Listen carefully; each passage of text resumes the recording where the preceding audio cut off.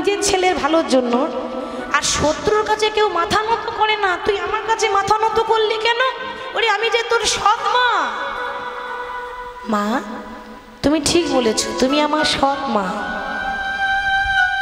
এ জগতে মা দুই রকমের আছে, এক হলো অসৎ, এক হলো সৎ। মানুষ দুই রকমের হয় না, একটা অসৎ একটা সৎ। তুমি সেই সৎ মা, মানে তুমি আমার ভালো মা, তুমি সৎ।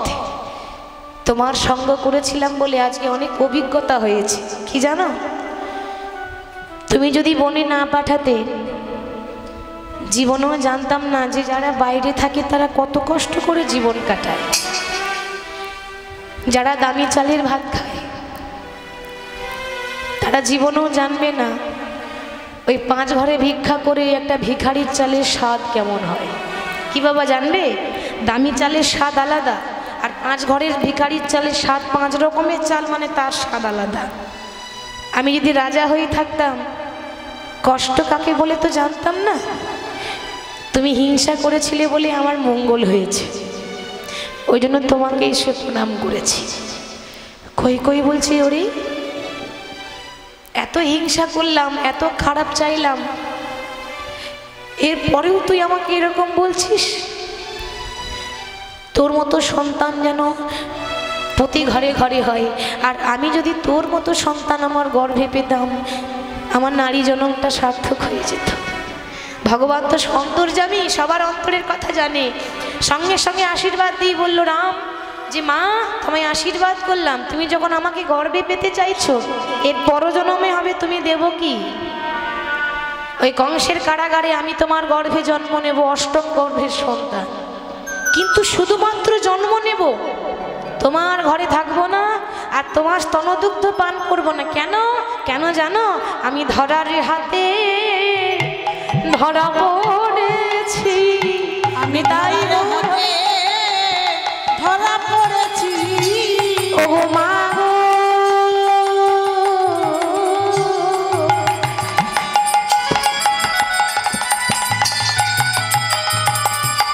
আমি ধরার হাতে ধরা পড়েছি।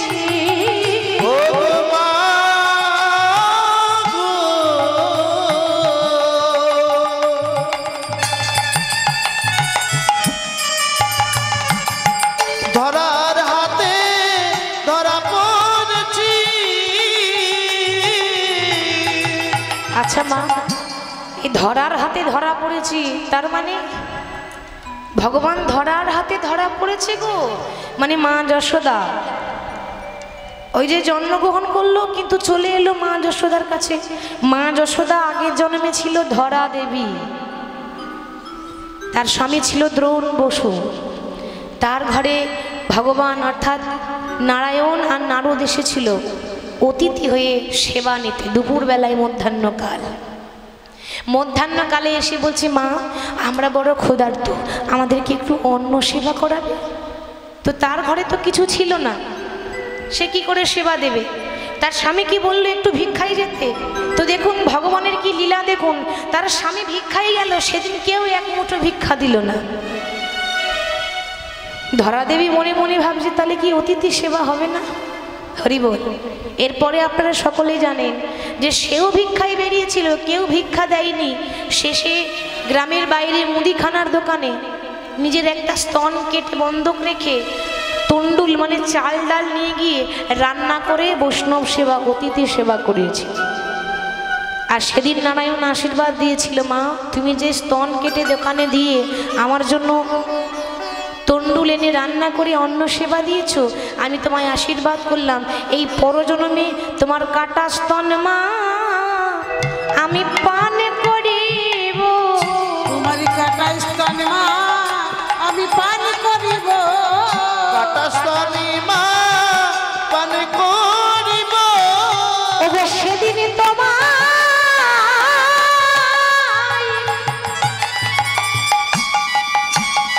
মা, ওগো সেদিনে তোমার মা বলিব কাটা স্তন মা পান করিব।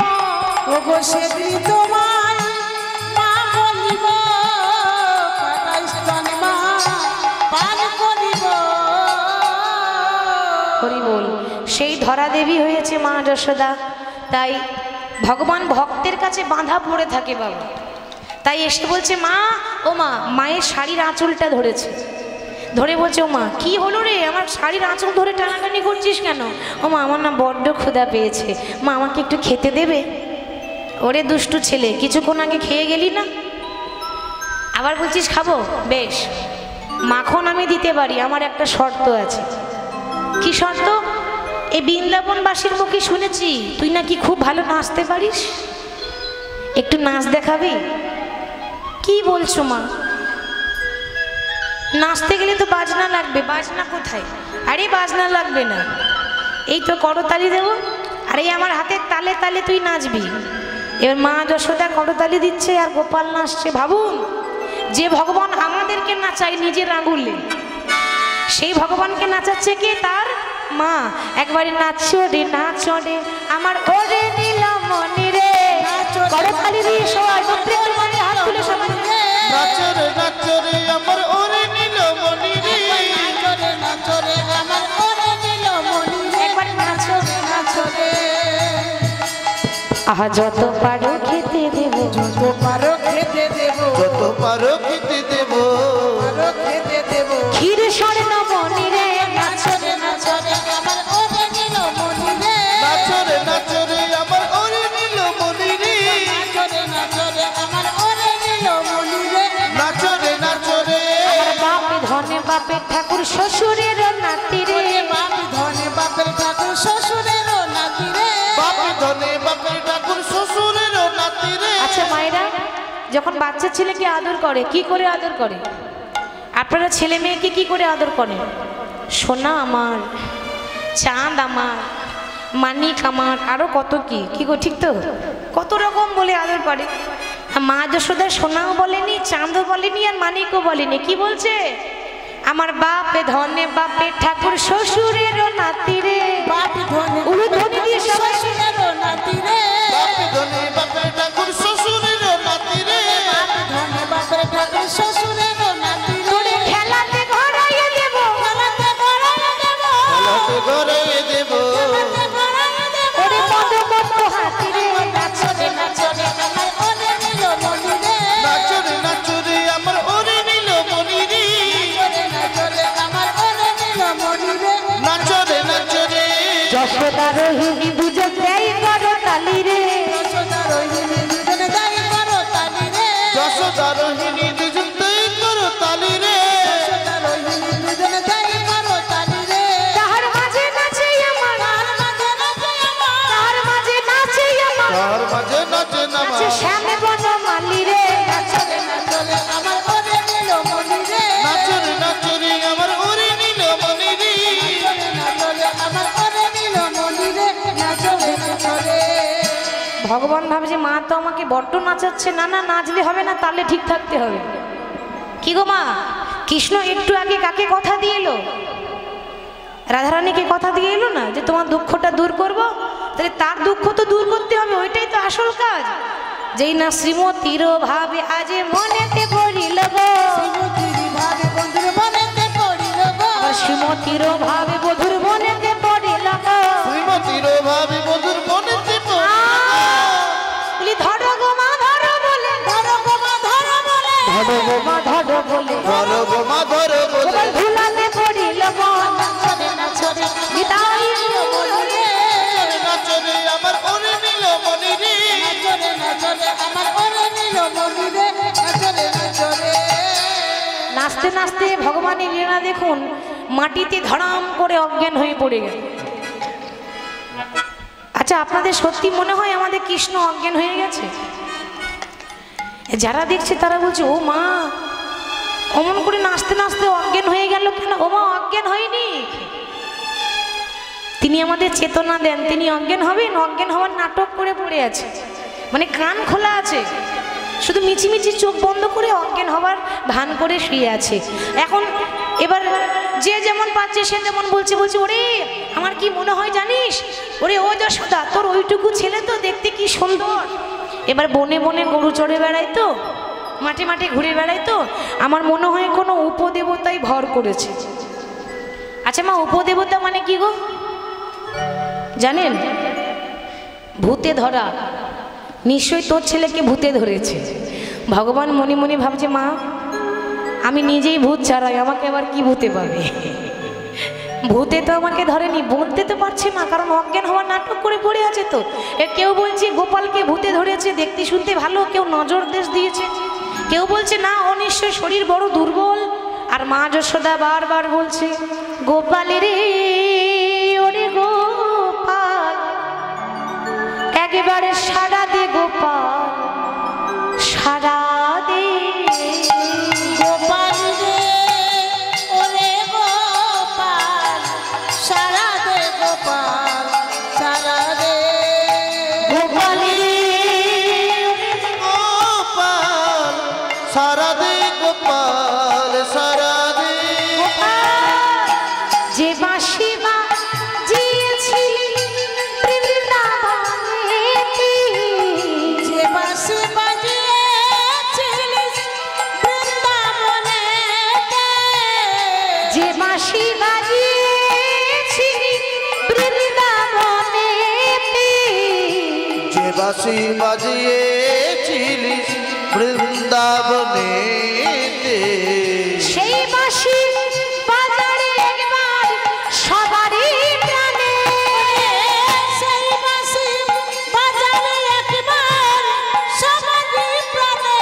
গোপাল রে ওরে গোপাল, সারা দে গোপাল, সারা দে গোপাল রে ওরে গোপাল, সারা দে গোপাল, সারা দে।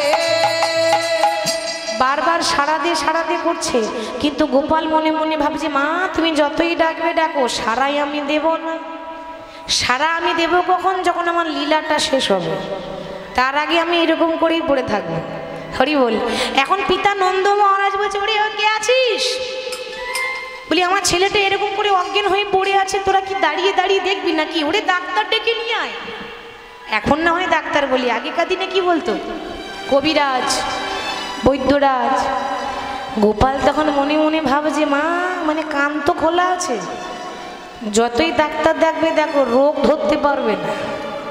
কি গো রোগ হবে তবেই তো রোগ ধরবেন, আমার তো রোগই হয়নি, আমি তো মিছিমিছি অজ্ঞান হয়ে পড়ে আছি। একটা কাজ করি, রোগী আমি হয়েছি, ডাক্তারটাও আমি হব, তাহলে আর কেউ বুঝতে পারবে না, আমার লীলা একমাত্র আমি জানবো। এবার ভগবান তো একসঙ্গে 100টা রূপ নিতে পারে, তার লীলা বোঝা বড় দায়। তাই ভগবান অজ্ঞান হয়ে আছে আর আরেকটা রূপ নিয়ে সে কবিরাজ সেজে বৃন্দাবনে ঢুকেছে। ও বৃন্দাবনবাসী শোনো শোনো, তোমরা কেউ রুগী দেখাবে? রুগী আছে? রুগী থাকলে বলবে। তোমরা কেউ রুগী দেখাবে? রুগী দেখাবে ও বৃন্দাবনবাসী।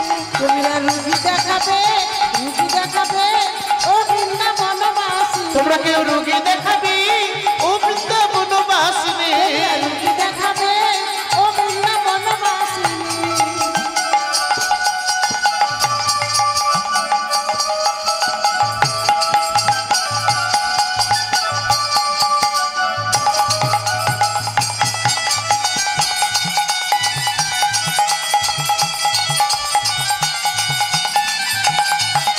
ওগো আমি দেশে বিদেশে ঘুরি, আমি দেশে বিদেশে ঘুরি, ওগো আমি দেশে বিদেশে ঘুরি, আমি দেশে বিদেশে ঘুরি। না না না না লই করি। তোমরা রুগী দেখাবে, রুগী দেখাবে ও বৃন্দাবনবাসী। তোমরা রুগী দেখাবে ও বৃন্দাবনবাসী। তোমরা কেউ রোগী দেখাবে ও বৃন্দাবনবাসিনী, রুগী দেখাবে ও বৃন্দাবনবাসী। রুগী দেখাবে, রুগী দেখাবে করে কৃষ্ণ কবিরাজ সেজে বৃন্দাবনে ঢুকেছে। ওদিকে ললিতা কবিরাজ খুঁজে বেড়াচ্ছে, তাকে পাঠিয়েছে কবিরাজ খুঁজতে। বাবা যেতে যেতে পথে হলো দেখা, মনে মনে ভাবছি এই কবিরাজকে চেনা চেনা লাগছে না, কোথাও তো দেখেছি, চেনা চেনা লাগছে। ভগবান মনে মনে ভাবছে এই রে ধরা পড়ে যাব না তো। ও মা চেনা চেনা লাগবে না, প্রতিদিনও তো দেখতে পাই, ওই যমুনাতে জল আনতে আসে তখন প্রতিদিনই তো আমার মুখটা দেখতে পাই, চেনা মানুষ। যতই ছাই মাখুক আর যতই ডুপ্লিকেট সাজুক, চেনা মানুষ তো চেনা চেনাই লাগবে নাকি? হরি বল হরি বল। এখন ললিতা বলছে কি গো, তোমাকে তো কোথাও যেন দেখেছি, তোমাকে চেনা চেনা লাগছে। আরে বাবা চেনা চেনা লাগবে না, আমরা কবিরাজ, যেখানে রোগী পাই সেখানে যাই, কোথাও হয়তো দেখেছো। আচ্ছা তুমি বৃন্দাবনে কি নতুন এলে? বলে হ্যাঁ নতুন এসেছি। আচ্ছা তুমি কি করো? আমি চিকিৎসা করি, আমি ওষুধ দিই। ও আচ্ছা তোমার কাছে সব ওষুধ আছে? ভগবান বলছে এমন কোনো রোগী নাই যার ওষুধ আমার কাছে থাকে না। আচ্ছা তোমার নাম কি গো? নাম? কোন নামটা শুনবে? আমার 108টা নাম আছে। ললিতা বলছে বাবা অনেক ডাক্তার দেখেছি, তো 108টা নামওয়ালা ডাক্তার আজ পর্যন্ত দেখি, এই প্রথম পেলাম। হ্যাঁ গো 108টা নাম আবার কোনো ডাক্তারের হয় নাকি? হ্যাঁ হ্যাঁ আমার 108টাই নাম আছে, তবে যে যে নামেই ডাকে আমি তার কাছে, সেই রোগীর কাছে সেইভাবেই ছুটে চলে যাই। বেশ, তা তোমার যে নাম হোক না কেন তুমি আমার সঙ্গে চলো, আমাদের কৃষ্ণ অজ্ঞান হয়ে পড়ে আছে, একটু চিকিৎসা করে দেবে।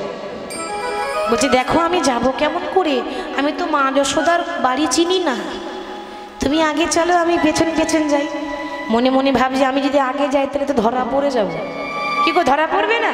সে তো জানে আমার বাড়ির রাস্তা কোন দিকে, কিন্তু আগে গেলে হবে না, বলবে জানলো কি করে। ওই জন্য বলছি তুমি আগে চলো, আমি তোমার পেছন পেছন যাব। চিকিৎসকের মূর্তি ধরি সম্মুখে দাঁড়ালো, চিকিৎসকের মূর্তি ধরি সম্মুখে দাঁড়ালো, চিকিৎসকের মূর্তি ধরি সম্মুখে দাঁড়ালো, চিকিৎসকের মূর্তি ধরি সম্মুখে দাঁড়ালো। কি হলো বলে শোধাতে লাগিল, কি হইল বলে শুধাতে লাগিল, কি হলো বলে শোধাতে লাগিল, কি হইল বলে শোধাইতে লাগিল। কি হইল বলে শুধাতে লাগিল। মা কি হয়েছে মা, কি হয়েছে মা, কি হয়েছে মা, কি হয়েছে মা, এমন করে কাঁদছো কেন, কি হয়েছে? ও এমন করে কাঁদছো কেন, কি হয়েছে মা, এমন করে কাঁদছো কেন, কি হয়েছে মা, কি হলো বলে শোধাতে লাগিল। কি হইল বলে শুধাতে লাগিল। মা যশোদা বলছে ওরে বাবা কি হলো বুঝতে পারছি না, আমি বললাম আমার গোপালকে একটু নাচ করে দেখা, তোকে পেট ভরে মাখন দেব, আর অমনি নাচতে নাচতে মাটিতে অজ্ঞান হয়ে পড়ে গেল, কি হয়ে গেল বুঝতে পারছি না। বাবা দেখ না আমার গোপালের কি হয়েছে। ও মা দাঁড়াও, আগে রোগ দেখি তবে তো ওষুধ দেবো নাকি। আচ্ছা মায়েরা আমরা যখন ডাক্তারখানা যাই, বাবা ডাক্তার কি করে, কি করে তো আগে নারী পরীক্ষা করবে না, কি হয়েছে দেখবে না, এরকম করে ধরে দেখে। তো এখন এই কবিরাজ দেখুন ভগবান নিজের চিকিৎসা নিজেই করছে, হাতটা ধরে বলছে ও মা এ তো বিশাল বড় রোগ হয়েছে গো। কেন কি রোগ হয়েছে? না তোমার গোপালে যা রোগ হয়েছে না, এই রোগটার নাম হচ্ছে মনোজপা ব্যাধি। মায়েরা ভাবছে বাবা অনেক ব্যাধি শুনেছি, তবে এরকম ব্যাধি শুনিনি। জানেন মনোজপা ব্যাধি মানে কি গো? টেনশন, চিন্তা। রোগের ওষুধ আছে, চিন্তার ওষুধ আছে কি? কেউ যদি বসে বসে চিন্তা করে তাই তো কি হবে, কি করে চলবে, তাহলে ডাক্তারখানা গেলে ভালো হবে না। চিন্তার ওষুধ হয় না। তোমার ওইটুকু ছেলে চিন্তার রোগ ধরেছে, বাবা কেন হবে না বলতে পারেন? এই জগতে কত কত ভক্ত, কেউ বলছে প্রভু তোমার কাছে প্রার্থনা করি আমার ছেলেটার জন্য একটা সামনে বছর চাকরি হয়ে যায়। কেউ বলছে প্রভু আমার মেয়েটা যেন ভালো পাত্র দেখে বিয়ে হয়ে যায়। আবার অনেকে বলছে প্রভু আমার কিছু চাই না, আমার সবই আছে, আমার একতলা বাড়িটা সামনে বছর দুতলা করে দিও, তোমাকে 5 কেজি বাতাসা দেব। ভগবান মনে মনে ভাবছি বাবা কলিযুগের ভক্তরা তো খুব চালাক, এ যদি দুতলা না করে দিই বাতাসা কি গো, দুটো নকুল দানা দেবে না, আগে দুতলা করো তারপর বাতাসা পাবে, মানে আগে দাও তবে তোমার নকুল দানা জুটবে। তাহলে কেউ বলছে এই দাও, ও বলছে এই দাও, এত এত ভক্ত সামলাচ্ছে কি একজন, তো তার চিন্তারও হবে না তো কার হবে গো? তাহলে হ্যাঁ রে বাবা আমার গোপাল ভালো হবে কি করে? ও মা তোমার গোপালে যে রোগ হয়েছে এ ওষুধে কাজ হবে না। সে কি ওষুধে কাজ হবে না? তাহলে কি করব? টোটকা চাই। টোটকা? কি টোটকা? শোনো আমি একটা মাটির কলসি দেব, আর কলসিতে 100টা ছিদ্র করে দেব। এবারে ছিদ্র কলসিতে ওই যমুনা থেকে এক কলসি জল যে আনতে পারবে সে হবে সতী, আর তার আনা জলেই তোমার গোপালের জ্ঞান ফিরবে। কেউ পারবে? বলে বাবা কে পারবে? কেউ তো নাই। কেন সতী নাই তোমাদের বৃন্দাবনে? আছে দুজন, কিন্তু গ্যারেন্টি নেই। বলে কে? এই তো জটিল আর এই কুটিলা। এরা মনে করে আমাদের মতো বড় সতী আর কেউ নাই। হরি বল। তাহলে ডেকে নিয়ে এসো, দেখা যাক কত বড় সতী। এবার জটিলা কুটিলাকে ডাকতে গেছে। জটিলা বলছে আমি যাব, আর কুটিলা বলছে দেখ মা তুই বুড়ো হয়ে গেছিস, জল আনতে গিয়ে পড়ে যাবি, আমার এখন ক্ষমতা আছে আমি নিয়ে আসবো। মানে মায়ে ঝিয়ে ঝগড়া। ললিতা বলছে দেখো এই যে জল আনতে পারবে সেই হবে সতী, তাতে ঝগড়া করে লাভ নেই, একে একে চলো। এবার কুটিলা যাচ্ছে। মায়েরা ওই একটু আগে আপনাদেরকে বলেছিলাম কুটিলা যেমন মুখের ডিজাইন, সেরকম কুটিলার চলারও ডিজাইন। অনেকে রাস্তায় হাঁটে, মায়েরা দেখবেন দুই একটা নারীকে দেখেছি রাস্তায় হাঁটে, আবার ডিজাইন করে হাঁটে, মানে অঙ্গভঙ্গি বাবা, গা দুলিয়ে দুলিয়ে স্টাইল বলে ওগুলো। কুটিলা ওই রকম করে হাঁটে, মানে নারী জাতির তো পায়ে পায়ে দোষ, এটা আমরা বলি। রাস্তায় গেলে একেবারে শান্ত হয়ে যেতে হবে, মানে গা দোলানো স্বভাব নারী জাতির মোটেও ভালো নয়। কিন্তু কুটিলা গা দুলিয়ে যায়, গরমে পড়ে না পা। আগে সেই যাচ্ছে কলসি নিয়ে, ঘন ঘন নারে গা, গরবে না পড়ে পা, ডিজাইন দেখুন, নিতাই গরবে পরে না পা, ঘন ঘন নারে গা। গরবে না পড়ে পা, ঘন ঘন নারে গা। আবার হেলিয়া দুলিয়া চলে যায় যায়, হেলিয়া দুলিয়া চলে যায় যায়। হেলিয়া দুলিয়া চলে যায় কত যায়। গরম করে চলে যায়, কত গরম করে চলে যায়, গরম করে চলে যায়। করে চলে যায়। আবার হেলিয়া দুলিয়া যায়, গরম করে চলে কত হেলিয়া দুলিয়া যায়, গরম করে চলে যায় হেলিয়া দুলিয়া চলে যায়। হেলিয়া দুলিয়া চলে যায়। কুটিলা আগে যাচ্ছে, মানে আমার মতো বড় সতী আর কেউ নাই। এ ভগবান সব সইতে পারে, কিন্তু অহংকার কারো সহ্য হয় না। অহংকারে যাচ্ছে, ভক্তি নিয়ে যায়নি। এবার যেই না বাবা কলসি নিয়ে গিয়ে যমুনাতে জল ডোবাতে যাবে, হেলাইয়া কুম্ভখানি জলে ডুবাইল। উলুধ্বনি দিয়ে সবাই জলে ডুবাইল, হেলাইয়া কুম্ভখানি জলে ডুবাইল। হেলাইয়া কুম্ভখানি জলে ডুবাইল। হেলাইয়া কুম্ভখানি জলে ডুবাইল। তুলিতে তুলিতে জল সবে পড়ে গেল, তুলিতে তুলিতে জল সব পড়ে গেল। তুলিতে তুলিতে জল সব পড়ে গেল। তুলিতে তুলিতে জল সবে পড়ে গেল। তুলিতে তুলিতে জল সব পড়ে গেল। পাশে কয়েকজন দাঁড়িয়ে ছিল, বলছে কিরে যত বড় মুখ নয় তত বড় কথা। বলি ভালোই সত্যি জানালি, তুই ভালোই সত্যি জানালি, ভালোই সত্যি জানালি, ভালোই সত্যি জানালি। এই বৃন্দাবন মাঝে ভালোই সত্যি জানালি। এই বৃন্দাবন মাঝে ভালোই সত্যি জানালি, এই বৃন্দাবন মাঝে ভালোই সত্যি জানালি। এই বৃন্দাবন মাঝে ভালোই সত্যি জানালি। আহা তুলিতে তুলিতে জল সবে পড়ে গেল। তুলিতে তুলিতে জল সব পড়ে গেল। ঝা কি হবে এবার? আমি যে বলে এলাম আমার মতো বড় সতী আর কেউ নাই, তাহলে এবার কি হবে? কি আবার হবে? বলবো জল তো এনেছিলাম, ওই হোঁচট খেয়ে পড়ে গেলাম, রাস্তায় জল পড়ে গেছে, তো আমি কি করব? মানে আনতে পারিনি বলবে না, মানে মুখে হারবে না। এরই নাম কুটিলা। জটিলা বলছে কিরে ওই জন্য তো তোর নাম কুটিলা দিয়েছি, মুখ পুড়িয়ে নিজের ভালো তো কোনোদিন করতে পারিস না, আবার একটা ভালো কাজ দিয়েছি সেটাও পারলি না, মান সম্মান কিছু রাখলি না, কই দিয়ে আমাকে দে। এবার রাধারানীর শাশুড়ি মা জটিলা বুড়ি, সে কলসি নিয়ে যাচ্ছে। আর আগে বুড়ি গুড়ি গুড়ি, উলুধ্বনি সবাই যাই কলসি লইয়া গো কলসি লইয়া। রাগে বুড়ি বুড়ি বুড়ি, কলসি লইয়া গো কলসি লইয়া। রাগে পুরি রাগে পুরি রাগে পুরি গুরি গুরি কলসি লইয়া গো কলসি লইয়া। রাগে বুড়ি বুড়ি বুড়ি, কলসি লইয়া গো কলসি লইয়া।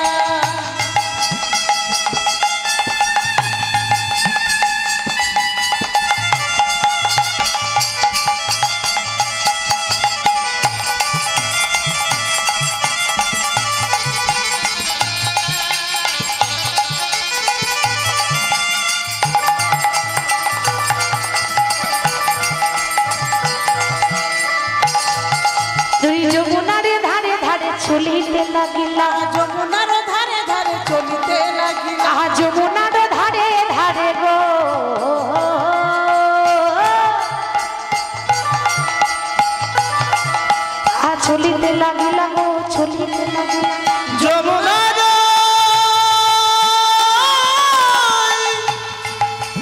ধারে ধারে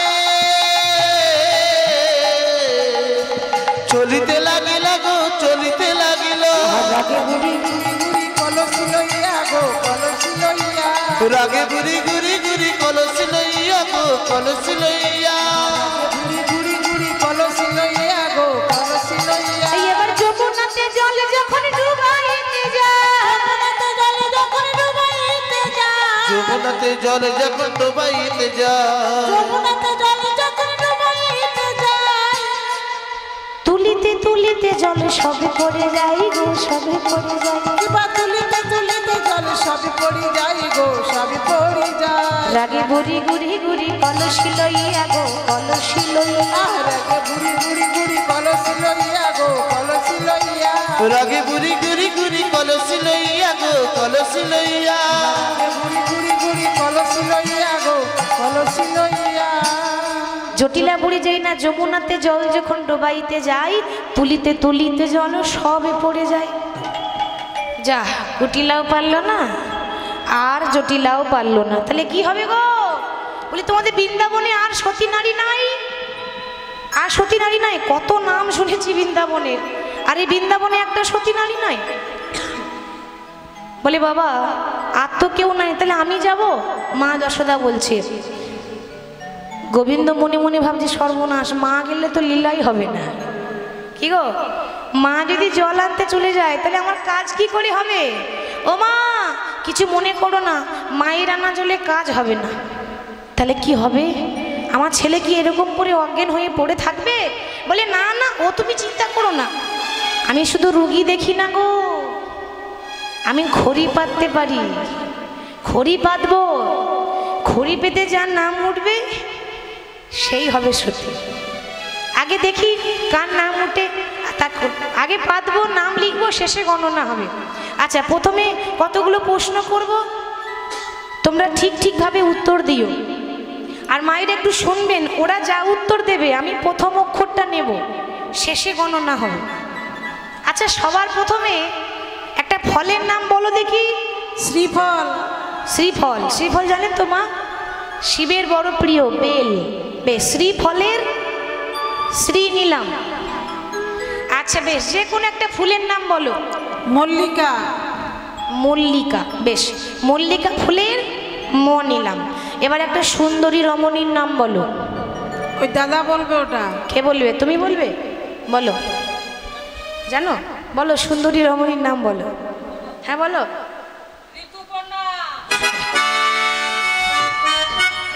বলছি ঋতুপর্ণা সর্বনাশ আরে আমি তার কথা বলিনি আমি যার কথা বলছি সে স্বর্গে থাকে দেখতেও সুন্দরী আবার নাচ করতে পারে খুব ভালো তিলোত্তমা তিলোত্তমা তিনজন আছে অপ্সরা রম্ভা তিলোত্তমা তিনজন দেখতে সুন্দরী তার মধ্যে তিলোত্তমা একটু বেশি সুন্দর আর একটু বেশি ভালো নাচও করতে পারি বেশ তিলোত্তমার তয়ে হস্যি নিলাম আচ্ছা যে কোনো একটা রাজার নাম বলো রাবণ রাজা রাবণ রাজা বেশ রাবণ রাজার রা নিলাম এবার যে কোনো একটা গ্রামের নাম বলো ধাত্রীগ্রাম ধাত্রীগ্রাম এটা বর্ধমান জেলায় আছে আছে না বাবা বর্ধমান জেলায় ধাত্রীগ্রাম আছে বেশ ও কিন্তু নিজের মতো বলেছে আমি কিন্তু বলিনি ধাত্রীগ্রামের ধা নিলাম এবার দেখি কি হয় শ্রী মো তি রা ধা বৃন্দাবনে রাধা সতী নিতাই বনে রাধা সতী বৃন্দাবনে রাধা সতী বৃন্দাবনে রাধা সতী তোমা ভজে সে তো জগৎপতি বৃন্দাবনে ও গো ভজে সে তো জগৎপতি বৃন্দাবনে রাধা সতী ভজে সে তো জগৎপতি বৃন্দাবনে রাধা সতী ইগো তোমাদের এখানে রাধা বলে কেউ আছে এমন বলছে যেন চিনেও যেন চিনে না আছে আছে কোথায় আছে ওই যে বাবা ওই যে তার ঘরের বৌমা ওই যে শাশুড়ি দেখলে ননদি দেখলে পারলো না তাদের ঘরের বৌমা ও মা কিছু করার নাই তোমার ছেলেকে ভালো করতে গেলে ওই তাদের ঘরের বৌমাকেই আনতে হয় তা নইলে ভালো হবে না ঘড়ি পাতলাম তারই নাম উঠেছে, তাহলে তাকে নিয়ে আসো। রাধারানীকে নিয়ে এসেছে। রাধারানী মনে বড় ভয় করছে। কেন? মা ভয় হবারই কথা, শাশুড়ি পারলো না, ননদি পারলো না, আর বৌমাকে যদি কাজ দেওয়া হয় সেই কাজটা ভয় লাগবে না? কি হবে, জল আনতে পারবো তো? হরি বল। গোবিন্দের চরণ স্মরণ করে বেরিয়ে পড়ল। এবার কলসি নিয়ে যাচ্ছে। যেই না কলসিতে কতগুলো ছিদ্র আছে? 100টা ছিদ্র। আমরা কল থেকে যদি জল নিয়ে আসি, একটা ছিদ্র থাকলে আনতে আনতে শেষ, ঠিক তো? 100টা কলসিতে ছিদ্র আছে, জল আসবে? আসবে গো, আসবে। গোবিন্দের কৃপা থাকলে বোবাতে কথা বলে, ঘোড়াতে পাহাড়ে ওঠে, সে কেন পারবে না? কলসি রাধারানী যেই না যমুনার জলে ডোবাতে যাবে, অমনি দেখছে জলের ভেতরে কৃষ্ণ বাঁশি বাজাচ্ছে। এ কি, তুমি এখানে এলে কি করে? তুমি ওখানে অজ্ঞান হয়ে পড়ে আছো না? গোবিন্দ বলছে, রাধে আমার লীলা বোঝা বড় দায়। ওই অজ্ঞান হয়ে পড়ে আছে সেটাও আমি, আর রুগী দেখতে এসেছে, চিকিৎসা করতে এসেছে সেটাও আমি। আমি এত রূপ নিয়েছি, রাধে এখানেও আমি, আর সেখানেও আমি, এখানেও আমি, সেখানেও আমি, এখানেও আমি, সেখানেও আমি, এখানেও আমি, সেখানেও আমি, রাধে জলেও আমি, আর মাটিতেও আমি, এখানেও আমি, সেখানেও আমি। রাধে জলেও আমি, মাটিতেও আমি, এখানেও আমি, সেখানেও আমি। তুমি জল নিয়ে যাও, তুমি চিন্তা করো না। রাধারানী বলছে, প্রাণনাথ জল কি করে নিয়ে যাব? কলসিতে তো 100টা ছিদ্র আছে। বলে, ও তুমি চিন্তা করো না, তুমি একবার কলসিটা ডুবিয়ে দেখো না। আর যেই না রাধারানী কলসি ডুবিয়েছে, অমনি জলের ভেতরে কৃষ্ণ নিজের আঙুল দিয়ে কলসির 100টা ছিদ্র বন্ধ করে দিয়েছে। আর যেই না কৃষ্ণ নিজের আঙুল দিয়ে ছিদ্র বন্ধ করে দিল, অমনি এক কলসি জল চলে এসেছে। আর রাধারানীর আনা জল যেই না ওই অজ্ঞান হয়ে থাকা কৃষ্ণের মুখে চোখে ছিটিয়েছে, বাহ বাহ, এমন জ্ঞান ফিরল যেন 10 দিন ধরে অজ্ঞান হয়ে পড়ে আছে। অজ্ঞানী তো হয়নি, এতক্ষণ তো নাটক চলছিল। কৃষ্ণের জ্ঞান আছে, কৃষ্ণ অজ্ঞান হয়নি, ওই শুধু লীলা করার জন্য। মানে লোকের সামনে প্রমাণ করে দিল যে তোমরা যে রাধারানীকে কলঙ্কিনী বলছো, সে কলঙ্কিনী নয়, সে সতীর শিরোমণি। এ যারা এতদিন কলঙ্কিনী বলতো তারা কানে ধরছে, আর বলবো না, আমাদের ভুল হয়ে গেছে, এই প্রণাম করলাম।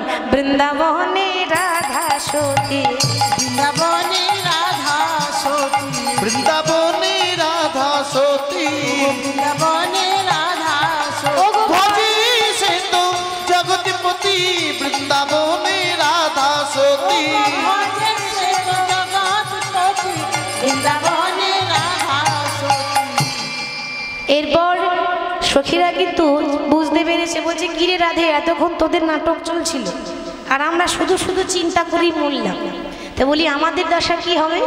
বলে, কেন, তোদের কি আছে, কি ইচ্ছা আছে? তখন সখীরা গোবিন্দের কাছে বলছে, বধূ কি আরো বলিব, বধূ কি আরো বলিব, বহুদিনের স্বাদ আছে, একত্রে নাচিব। তাই সখীরা গোবিন্দকে নিয়ে, রাধারানীকে নিয়ে নিধুবনে নিয়ে গেল। সেখানে নৃত্য হবে, তারপর আমরা শয়নে রাখবো, শয়নে রাখতে বলেছে।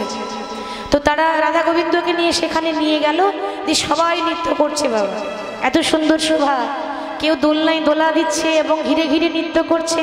দোলে রায় কিশোরী, সবাই উলুধ্বনি দিয়ে গাইবে। দোলে রাস বিহারী, ঝুলনি দোলাই রাধার বংশীধারী, ও দোলে রাই কিশোরী, দোলে রাস বিহারী, ঝুলনে দোলাই রাধার বংশীধারী, দোলে রাই কিশোরী দোলে রাস বিহারী। ঝুলন দোলাই রাধার বংশীধারী।